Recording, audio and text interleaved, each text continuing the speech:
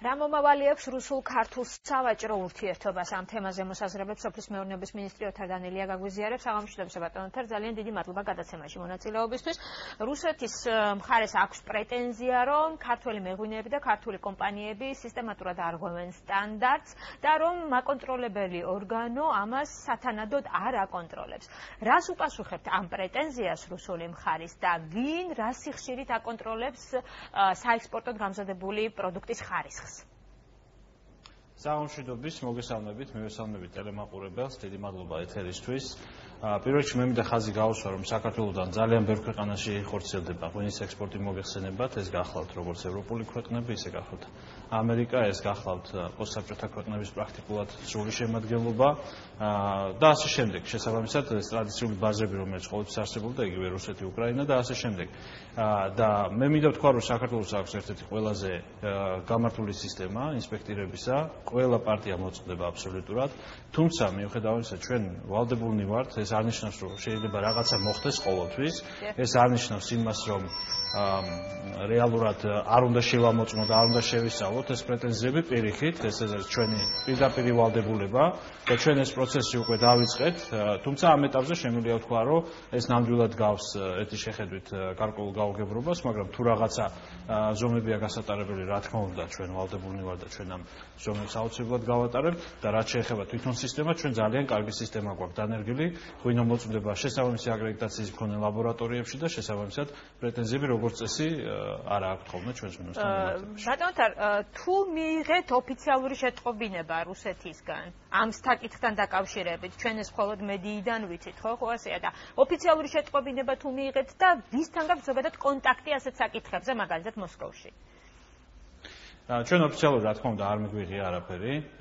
შესაბამისად ჩვენს უწყებებს აქვთ კომუნიკაცია, შესაბამის კოლეგა უწყებებთან ეს გახლავთ როსსელხოზნაძორი, როსპოტრებნაძორი და ძალიან პროგრესული და პროაქტიული ურთიერთდამოკიდებულება, მინდა ამასაც ხაზი გაუსვა და არიან ძალიან ობიექტურები და ცდილობენ ყველანაირად ამ ურთიერთობას ხელი შეუწყონ და შეინარჩუნონ და კიდევ უფრო მეტიც ჩვენ ვფიქრობთ ამ სპექტრის გააქტიურებას, კიდევ უფრო ფართო, ესე ვთქვათ, შემადგენლობით გავიდეთ რუსულ ბაზარზე. მე მინდა თუ შეიძლება ასევე შევეხო ემბარგოს საკითხს, რომელიც 2006 წელთან დაკავშირებით გააჟღერეთ.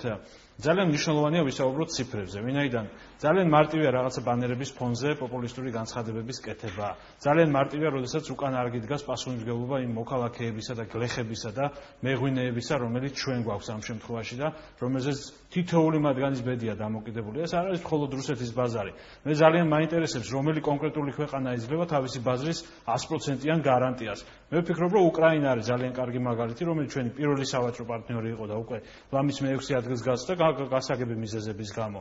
სირთულეები ყოველთვის შეიძლება იყოს ნებისმიერ ბაზარზე. თქვენ ოპონენტების მისამართით აკეთებთ ახლა ამ განცხადებას, როგორც მე ვამბობ ამ განცხადებას ნებისმიერი პიროვნების თუ ჯგუფის მიმართ, რომელიც უკანას დგას მხოლოდ პოპულიზმი და თვითაფიშირება და რომელიც საერთოდ აზრუნავს საზოგადოებაზე და რატომღაც უპირისპირდებიან საზოგადოებას, ეს აბსოლუტურად გაუგებარია. მით უმეტეს იმ პირობებში, როდესაც 2006 წლის შემდეგ სხვათა შორის რა ემბარგოზეა საუბარი, როდესაც იყო სავაჭრო ურთიერთობა და ეს გახლავთ $1,100,000,000-იანი ნეგატიური სალდო სხვათა შორის, რომელიც ჩვენ გავანახევრეთ რუსეთთან არის საუბარი. თქვენ იცოდით ამის შესახებ, რომ სულ გასულია $10 მილიონი ღირებულების პროდუქცია მთელი ამ პერიოდის მანძილზე ემბარგოს შემდეგ და იქიდან შემოსულია რუსეთიდან $1,200,000,000-მდე ღირებულების პროდუქცია. ჩვენ ჩამოვიყვანეთ ეს დაახლოებით 9-მდე იმპორტის თვალსაზრისით და 3000%-ით გავზარდეთ ექსპორტის ნაწილში.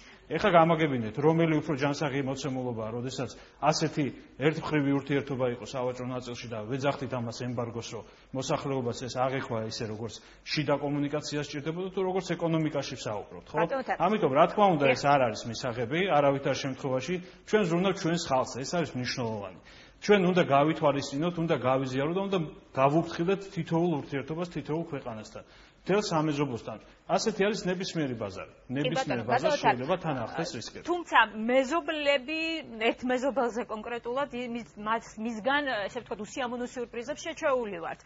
და როდესაც გაჟღერდა ეს დაწუნებული ღვინო, ქართული ალკოჰოლური სასმელები, მაშინ გაჩნდა ესეთი მოსაზრება, რომ აქ პოლიტიკური ქვეტექსტები იკითხება და საზოგადოების ნაწილმაც და პოლიტიკოსებმაც აქ პოლიტიკური ქვეტექსტები ამოიკითხეს. თუ კი შეიძლება ჰიპოთეტურად დაუშვათ, რომ მომავალში შეიძლება კიდევ გვხდეს ესეთი უსიამოვნო სიურპრიზი. ვართ თუ არა ჩვენ ამისთვის მზად, იმიტომ რომ წინ რთველი გველის და გვინდა რომ ღვინის ფასიც კარგიც იყოს, ხო ესეა? კი ბატონო.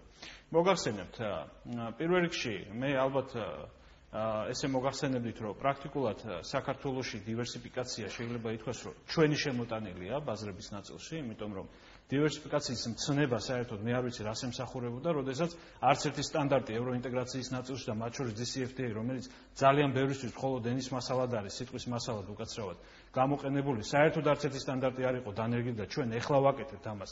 იმხელა უკუსვლა იყო ამ დარგში, რომ პრაქტიკულად ნულიდან მოგვიხდა მთელი ამ სტანდარტი, მათ შორის მე შეგახსენებთ იგივე რძისა და რძის პროდუქტების რეგლამენტს და თაფლის რეგლამენტს და უამრავ სხვა რეგლამენტს, რომელსაც ჩვენ ეხლა სტანდარტებად ვაწესებთ.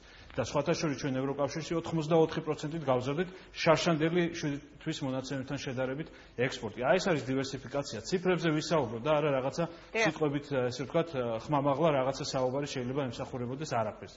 მოდი ვისაუბროთ ციფრებზე. სამწუხაროა, ჩვენ არ გვეძლება ხოლმე ამის შესაძლებლობა სათანადო სიხშირით, ვინაიდან ეს არის ხალხის მოტყუება უბრალოდ და მეტი არაფერი. რეალურად ეს გახლავთ ეს 84%-ით არის გაძილი ევროკავშირთან აგროსასწრაფო ვაჭრობის კოეფიციენტი. ასევე გაძილი იყო წინათ 32% ევროკავშირის ქვეყნებში. ისტორიას არ ახსოვს ესეთი მაჩვენებელი და რა თქმა უნდა ეს არის საფუძველს მოკლებული.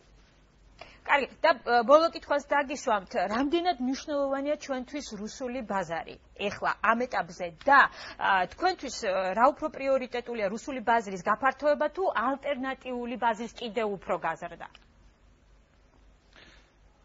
მოდით მე ესე მოგახსოვთ, ნებისმიერი ბაზარი ჩვენთვის არის ძალიან მნიშვნელოვანი. არ აქვს მნიშვნელობა რომელი ბაზარი იქნება ეს. საქართველოს ნამდვილად არ აქვს იმის ფუფუნება, რომ ჩვენ ვიღაცის უკაცრავად და ხუშტურებზე იქნება თუ პირად მოსაზრებებზე ავაგოთ ჩვენი ეკონომიკური ურთიერთობები. ნებისმიერ ბაზარს უნდა გავაფრთხილდეთ, ნებისმიერ ბაზარში კიდევ უფრო მეტი პენეტრაციის შესაძლებლობები უნდა ვეძებოთ და რა თქმა უნდა ვეძებოთ ალტერნატიული ბაზები. ერთი მეორეს ხელს ნამდვილად არ უშლის პირიქით. ეს არის ჩვენი ვალდებულება, ეს არის თავლობის ვალდებულება და მე მგონი ჩვენ ამას ძალიან კარგად ვაკეთებთ. კარგი, ძალიან დიდი მადლობა. სოფლის მეურნეობის მინისტრი ოთარ დანელია პასუხობდა ჩვენს კითხვებს.